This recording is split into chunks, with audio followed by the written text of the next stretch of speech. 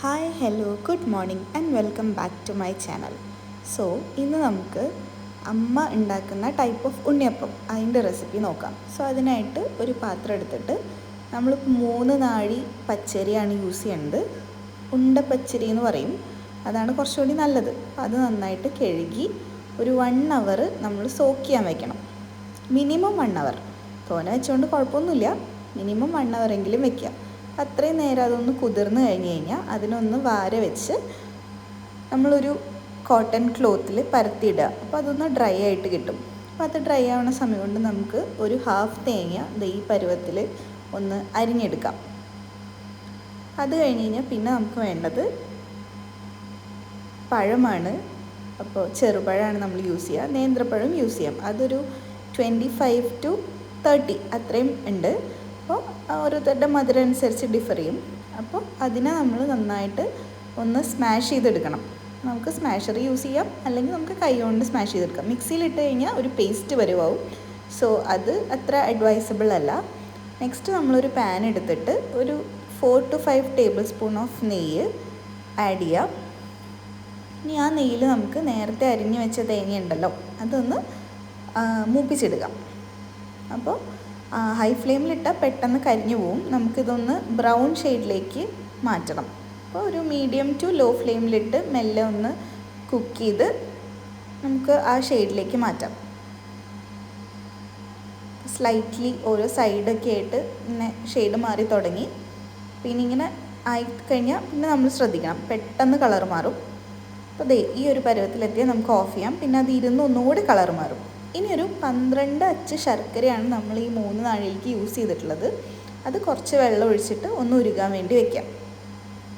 അപ്പോൾ ഇത് നമ്മൾ പഴം സ്മാഷ് ചെയ്ത് വെച്ചതാണ്. ഈ ഒരു പരുവത്തിൽ കുറച്ച് ബൈറ്റ്സ് നമുക്ക് കിട്ടാൻ വേണ്ടിയിട്ട് അങ്ങനെ വെച്ചിട്ടുണ്ട്. അതിലേക്ക് നമ്മൾ നേരത്തെ മൂപ്പിച്ചെടുത്ത തേങ്ങ, അത് ചൂടോടെ എണ്ണോണ്ട് കുഴപ്പമൊന്നുമില്ല, ആ ചൂടിൽ നമ്മൾ ഇതിലേക്ക് ഇട്ടിട്ട് ഒന്ന് മിക്സ് ചെയ്തെടുക്കാം.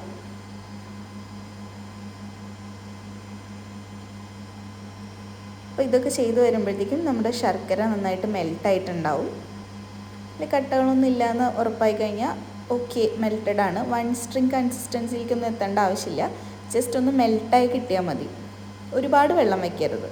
ഇനി നമുക്ക് ഇപ്പോൾ നമ്മൾ നേരത്തെ ആ കോട്ടൺ ക്ലോത്തിൽ വെച്ചിട്ടുള്ള അരി നന്നായിട്ട് ഒരുവിധം ഡ്രൈ ആയിട്ടുണ്ടാവും. അപ്പോൾ അത് നമുക്ക് മിക്സിയിലിട്ടിട്ട് നല്ല ഫൈനായിട്ട് പൊടിയാക്കിയിട്ട് എടുക്കാം. ഇനി നമ്മൾ കേക്കൊക്കെ മിക്സ് ചെയ്യാൻ എടുക്കുമ്പോൾ നമ്മൾ സീവ് ചെയ്യില്ലേ, അതേമാതിരി സീവർ ഉപയോഗിച്ചിട്ട് നന്നായിട്ടൊന്ന് സീവ് ചെയ്തെടുക്കുക.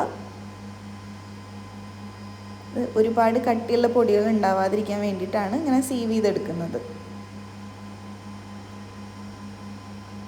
അപ്പോൾ ത്രൂ ഔട്ട് നമ്മൾ നേരത്തെ വെച്ചിട്ടുള്ള ഫുൾ അരി ഇതേപോലെ നന്നായിട്ട് ഒന്ന് മിക്സിയിലിട്ട് ഗ്രൈൻഡ് ചെയ്ത് ഒന്നും കൂടെ നമ്മൾ സീവ് ചെയ്തെടുത്ത് കഴിഞ്ഞ് കഴിഞ്ഞാൽ ആ പാർട്ട് സെറ്റാണ്.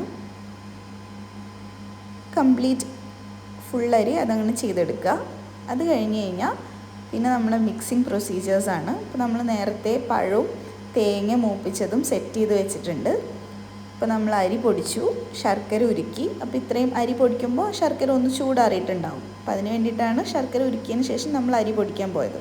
പിന്നെ ഈ ശർക്കരയിൽ ഇമ്പ്യൂരിറ്റീസ് ഉണ്ടാവും, അതുകൊണ്ടൊരു സ്ട്രെയിനർ യൂസ് ചെയ്തിട്ട് വേണം അത് ഈ മാവിലേക്ക് നമ്മൾ ഒഴിക്കാൻ വേണ്ടിയിട്ട്.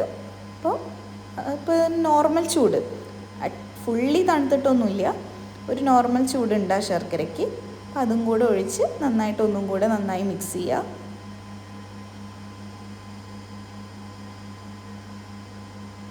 കുറച്ച് ശർക്കര നമുക്ക് വേണമെങ്കിൽ മാറ്റി വയ്ക്കാം, കാരണം മധുരം നോക്കിയിട്ട്. ഇതിപ്പോൾ അമ്മയ്ക്ക് അളവ് അറിയാവുന്നത് കൊണ്ടാണ് ഇത്ര കോൺഫിഡൻസിൽ നമുക്ക് ഒഴിക്കാൻ പറ്റുന്നത്. ഇനി നമുക്കിതിലേക്ക് നമ്മളിപ്പോൾ പൊടിച്ച് അരിച്ച് വെച്ച അരിപ്പൊടിയും കൂടെ മിക്സ് ചെയ്യാം. ബേസിക്കലി ഇത്രയേ ഉള്ളൂ ഇതിൻ്റെ ഒരു പ്രിപ്പറേഷൻ. മെയിൻ ഇൻഗ്രീഡിയൻസ് ഒക്കെ നമ്മൾ ആഡ് ചെയ്തു. ഇനി 2 ചെറിയ കാര്യങ്ങൾ കൂടി ചേർക്കാനുണ്ട്. മെയിൻ ബാറ്റർ സെറ്റാണ്. ഇത് നന്നായിട്ട് കട്ടയൊന്നും ഇല്ലാതെ നമുക്ക് മിക്സ് ചെയ്യണം. ഇത് നമുക്ക് കൈകൊണ്ട് മിക്സ് ചെയ്യുന്നതാണ് ബെറ്റർ. അപ്പോൾ കുറച്ചും കൂടി നമുക്കൊരു എന്താ പറയുക, സംതൃപ്തി കിട്ടും. അപ്പോൾ നമ്മൾ കുറച്ച് നേരത്തെ എഫേർട്ട് ഉണ്ട് ആ അരിപ്പൊടി ഇതിനോടൊന്ന് മിക്സായിട്ട് വരാൻ. അപ്പം അത്രയും കഴിഞ്ഞ് കഴിഞ്ഞാൽ പിന്നെ ഞാൻ പറഞ്ഞല്ലോ, ടേസ്റ്റ് ബാലൻസ് ചെയ്യാൻ വേണ്ടിയിട്ട് നമുക്കൊരു 1/4 ടീസ്പൂൺ ഓഫ് ഉപ്പിൻ്റെ പൊടി ഇട്ടിട്ടുണ്ട്. പിന്നെ നമ്മൾ ഒരു 1/2 ടീസ്പൂൺ ഓഫ് ഏലക്ക പൊടിച്ചതും കൂടി ഇട്ടിട്ടുണ്ട്. നല്ലൊരു മണത്തിന് വേണ്ടിയിട്ടാണ്. ഇതൊക്കെ ഓപ്ഷണലാണ്, എന്നാലും ടേസ്റ്റ് ബാലൻസിനും നല്ലൊരു ഫ്ലേവറിനും വേണ്ടിയിട്ട് ഇതൊക്കെ ആഡ് ചെയ്യുന്നതാണ് അതിൻ്റെ ഒരു ശരി. അപ്പോൾ അതും കൂടെ കഴിഞ്ഞ് കഴിഞ്ഞാൽ കംപ്ലീറ്റ് ബാറ്റർ സെറ്റാണ്. നന്നായിട്ട് മിക്സ് ചെയ്യുക. ഇനി ഇതിൽ പ്രത്യേകിച്ചൊന്നും ആഡ് ചെയ്യാനൊന്നുമില്ല. ഈ ബാറ്റർ നമുക്ക് അറ്റ് എ ടൈം വേണമെങ്കിൽ ഫുള്ളി ഉണ്ടാക്കാം. അതല്ല നമുക്കിപ്പോൾ പെട്ടെന്നൊരു ഗസ്റ്റൊക്കെ വരികയാണെന്നുണ്ടെങ്കിൽ നമുക്ക് ഈ ബാറ്റർ ഫ്രിഡ്ജിൽ സ്റ്റോർ ചെയ്യാം. എന്നിട്ട് ഗസ്റ്റ് വരുമ്പോൾ നമുക്ക് ഹോം മെയ്ഡ് ഉണ്ണിയപ്പം ഉണ്ടാക്കി കൊടുക്കാം. നമ്മൾ കടയിൽ നിന്നൊന്നും വാങ്ങിച്ചാലും അതിൻ്റെ പെർഫെക്ഷനൊന്നും കിട്ടില്ല. നമ്മളുണ്ടാക്കുമ്പോൾ അതിൻ്റേതായൊരു ഫീൽ അത് ഡിഫറെൻ്റാണ്. സോ ഒതൻറ്റിക് ഉണ്ണിയപ്പം ചട്ടി നോൺ സ്റ്റിക്ക് പാൻ അല്ല. അപ്പോൾ അത് നമ്മളെടുത്ത് വെച്ചു. ഇനി അതിലേക്ക് നമുക്ക് കോക്കനട്ട് ഓയിൽ ഒഴിക്കാം. വേണമെങ്കിൽ ആ കോക്കനട്ട് ഓയിൽ ഒഴിച്ചതിൻ്റെ മേലെ കുറച്ച് നെയ്യ് ഒഴിക്കാം ഒരു മണത്തിന്. നമ്മൾ ചെയ്യാറില്ല, ജസ്റ്റ് കോക്കനട്ട് ഓയിൽ തന്നെ ഒഴിക്കാറുള്ളൂ. ബിക്കോസ് നമ്മൾ നാളികേരം വറുത്തത് നെയ്യിലാണ്. അപ്പം അമ്മ എനിക്കൊരു കാര്യം പറഞ്ഞു തരികയാണ്. എന്താണ്, വെള്ളം കൂടിപ്പോയി കഴിഞ്ഞ് കഴിഞ്ഞാൽ ഉണ്ണിയപ്പത്തിൻ്റെ മാവ് ഇങ്ങനെ താഴോട്ട് പോവും ഒഴിച്ചു കഴിഞ്ഞാൽ. അതല്ല വെള്ളം കുറവാണെന്നുണ്ടെങ്കിൽ മേലേക്ക് തുറിച്ച് വരും. സോ അതിനനുസരിച്ച് വേണം. അപ്പോൾ മാവ് നമ്മൾ ഒരെണ്ണം ഒഴിച്ച് നോക്കിയാലേ അറിയുള്ളൂ. അത് കഴിഞ്ഞിട്ടാണ് നമുക്ക് സെറ്റ് ചെയ്യാൻ പറ്റുള്ളൂ. അപ്പോൾ ഇപ്രാവശ്യം എന്തോ അടിപൊളിയായിട്ട് വന്നിട്ടുണ്ട്. ഇങ്ങനെ താഴോട്ടും മേലോട്ടൊന്നും വന്നില്ല. സോ സെറ്റാണ്. അപ്പോൾ ഇതാണ് എന്നുള്ളത് അമ്മ എനിക്ക് പറഞ്ഞു തന്നതാണ് ഇൻ ബിറ്റ്വീൻ. അതാണ് അവിടെ അങ്ങനെ ഒരു കൈ കൊണ്ടുള്ള ഡ്രാമ കണ്ടത്. അപ്പോൾ എണ്ണ നന്നായി ചൂടായി കഴിഞ്ഞാൽ നമുക്ക് ഉണ്ണിയപ്പത്തിൻ്റെ ബാറ്റർ ഇതിലേക്ക് ഒഴിക്കാം. ഹൈ ഫ്ലെയിമിൽ ഇട്ടിട്ട് തന്നെയാണ് നമ്മൾ ബാറ്റർ ഒഴിക്കുന്നത്. ആ ബാറ്റർ ഒഴിച്ചതിന് ശേഷം നമുക്കൊരു മീഡിയം ടു ഹൈ ഫ്ലെയിമിൻ്റെ ഇടയിൽ വെക്കാം. ഹൈ ഫ്ലെയിമിലിട്ടാൽ പെട്ടെന്ന് കരിയും, ഉള്ളു വേവില്ല. അപ്പോൾ മീഡിയം ടു ഹൈ ഫ്ലെയിമാണ് ബെറ്റർ.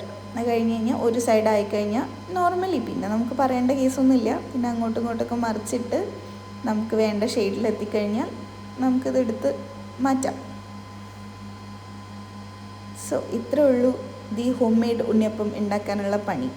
എന്നാലും നമ്മളിപ്പോൾ കംപ്ലീറ്റ്ലി ബേക്കറി ഡിപ്പെൻഡൻ്റ് ആണ് എല്ലാ ആൾക്കാരും. Try it once and understand the difference. അങ്ങനെ നമുക്ക് പറയാൻ പറ്റുള്ളൂ. ഭയങ്കര ഡിഫറൻസ് ആണ്. അപ്പോൾ രണ്ട് സൈഡും ആയി കഴിഞ്ഞ് കഴിഞ്ഞാൽ നമുക്ക് എണ്ണയിൽ നിന്ന് ഇതിനെ കോരിയെടുക്കാം. ഞാനിവിടെ 2 ഫോർക്കാണ് യൂസ് ചെയ്യുന്നത്. ബിക്കോസ് എനിക്ക് അതാണ് കൺവീനിയൻ്റ് ആയിട്ട് തോന്നിയിട്ടുള്ളത്. എണ്ണയിൽ നിന്ന് കോരി നമുക്കൊരു ടിഷ്യൂ പേപ്പറിലേക്ക് മാറ്റി വയ്ക്കാം. കുറച്ച് ഓയിലിയാണ്, ലൈക്ക് ഓയിൽ ഫ്രൈഡ് ആണല്ലോ. നമുക്ക് എത്രയാണ് വേണ്ടതെന്ന് വെച്ചാൽ അത്രയും ഉണ്ടാക്കാം. അപ്പോൾ നമ്മൾ ഒരു സെറ്റും കൂടി ഉണ്ടാക്കുന്നുണ്ട്. ബാക്കി ബാറ്റർ ഫ്രിഡ്ജിൽ സ്റ്റോർ ചെയ്യാണ് പതിവ്.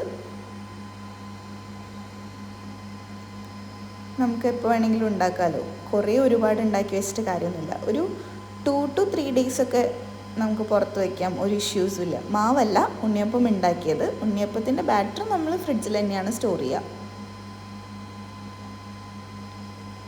So that's it. അപ്പോൾ നമ്മളുടെ tasty unniyappam ready. So if you like my video, do share, like and subscribe.